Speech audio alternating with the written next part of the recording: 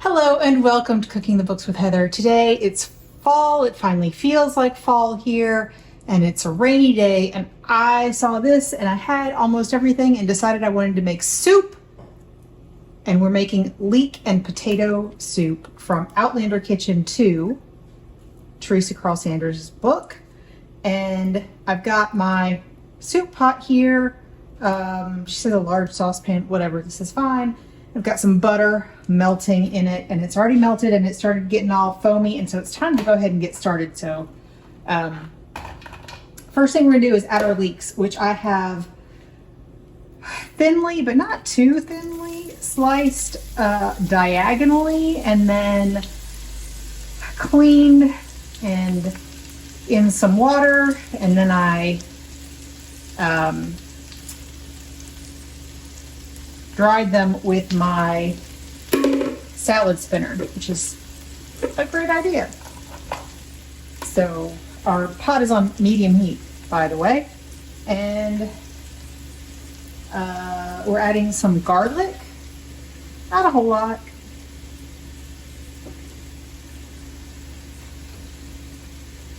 Just minced or grated, but I minced it. And we're going to add some salt so we can sweat this.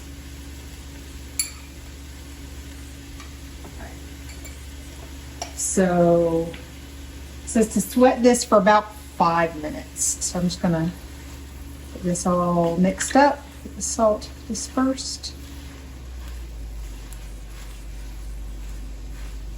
This is 5 minutes on this medium heat.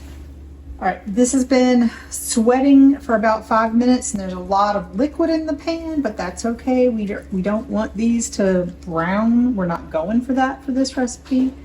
So now we are turning it down to medium low. I usually leave that at about 3 on my stove. And we're gonna let these cook for 15 minutes-ish and stirring them occasionally, just until the leeks are tender. So we'll see you back in about 15 minutes. These leeks have been cooking for 15 minutes, and I really think that they're done. They look really soft.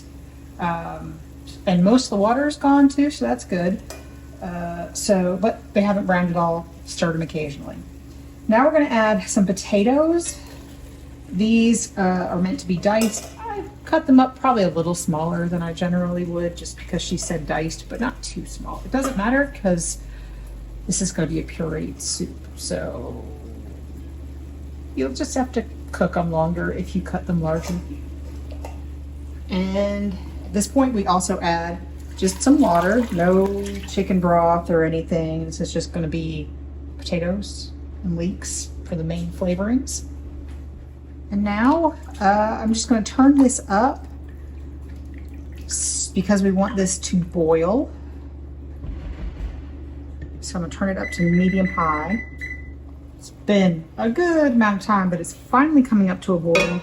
I think I neglected to say the potatoes that she calls for are yellow potatoes. So Yukon Golds or something like that. They're kind of in between a waxy and a russet type potato.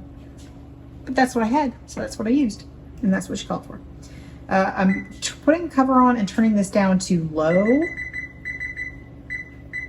Which for me, I'm going to go for like a 2.4 maybe. We just want to cook these at a gentle simmer, so I'll check it out and make sure that it's not cooking too fast or not simmering at all. But we're going to cook these for about 30 minutes, and then we'll be almost done. So, yeah, that seems good to me. I'm going to let this go for 30 minutes, and we'll see you again then. The soup cooked for 30 minutes and honestly didn't look at it at all. So potatoes are done. Just want to make sure that you can put your fork in them. Certainly they're done. Mine are, no problems. Turned off the heat, and now we're going to blend it with an immersion blender and try really hard not to splash myself.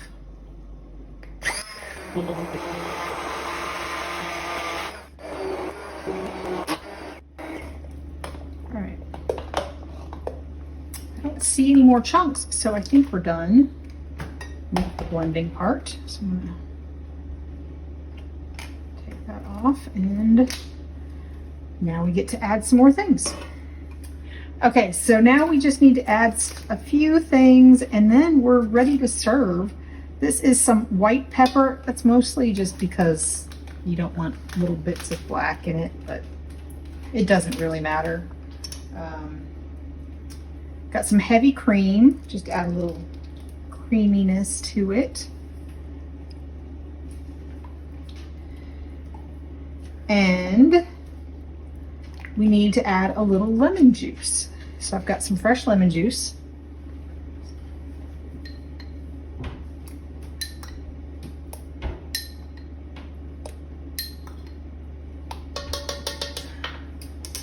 Okay, so now, might have missed a few little potatoes, but it's okay.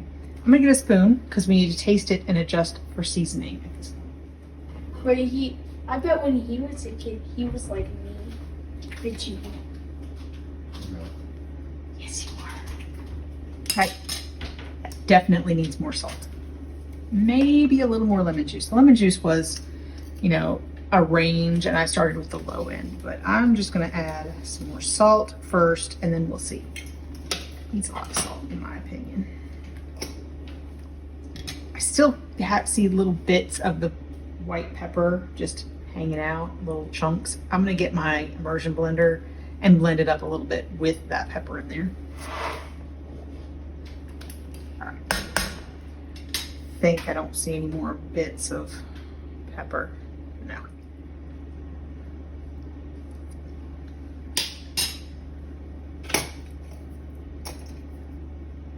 It's pretty good. I'm just gonna do a tiny bit more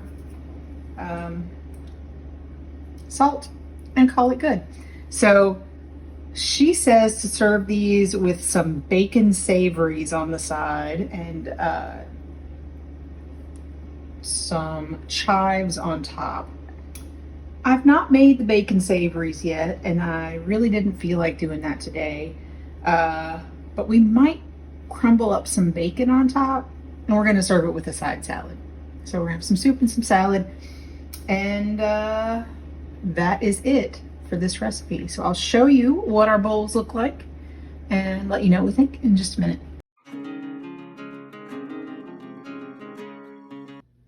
On this episode of Cooking the Books with Heather, you watched me make leek and potato soup from Teresa Carl Sanders' Outlander Kitchen 2 cookbook. So apparently my husband does not like pureed soups, which I don't think I really knew, except he likes tomato bisque because it has sherry. I don't know, whatever. I like pureed soups. He apparently doesn't.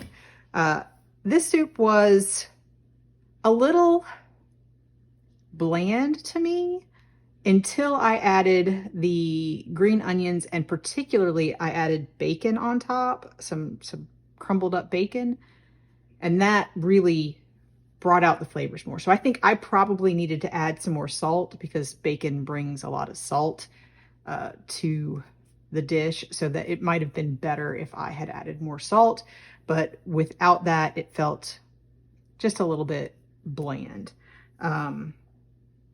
That was probably my fault, but it is supposed to be sort of a, you know, potatoes and leeks soup. It's not got a lot of bright flavors, a lot of, you know, different things in it. It's a very basic soup, which makes it really easy to make. It's very comforting, but I really would suggest adding something like bacon or green onions or both, or even maybe some Parmesan cheese on top would be good. Anyway, I liked it once I added the bacon, and the rest of my family ate it just fine. So I think they are not super fans of a pureed soup though. So if you don't like pureed soup, this might not be the one for you. If you do, try it. Maybe go a little heavier on the salt. And let me know what you think if you do try it. Let me know in the comments down below. And if you've enjoyed watching me make this, please give me a thumbs up, hit the subscribe button, share this with your friends, and come back and watch me make something else next week.